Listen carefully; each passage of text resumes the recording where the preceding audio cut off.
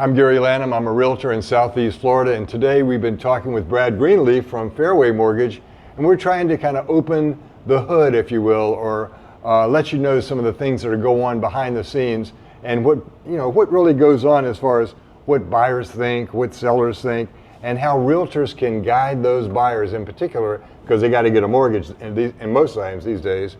And we're going to talk about how do you qualify that buyer, not only just on the financial side, but what kind of things do we need to underscore for the buyer so that they feel comfortable, they feel heard, and so forth.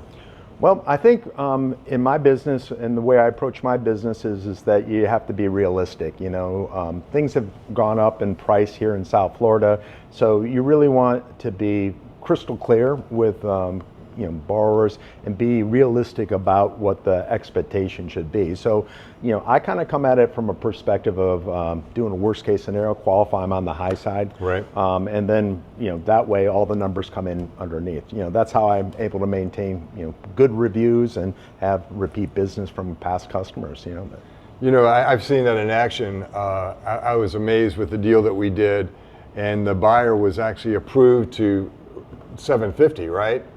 And the buyers said, well, Brad said, I don't have to use all that $750 if I can find a house for $600, which they did. Right.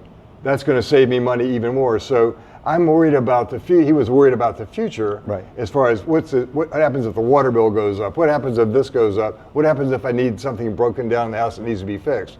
So I commend you for having that approach with your buyers, because don't max out your credit card, right?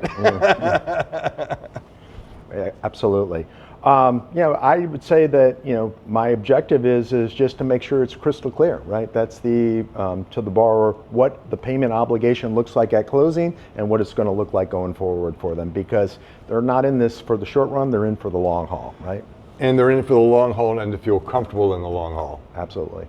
Well, Brad, I really appreciate it. That's very good. I appreciate knowing what buyers can do in this uncertain market, and it sounds to me like buyers just need a plan and someone like you to work with. Well, thanks so much, Gary. You bet.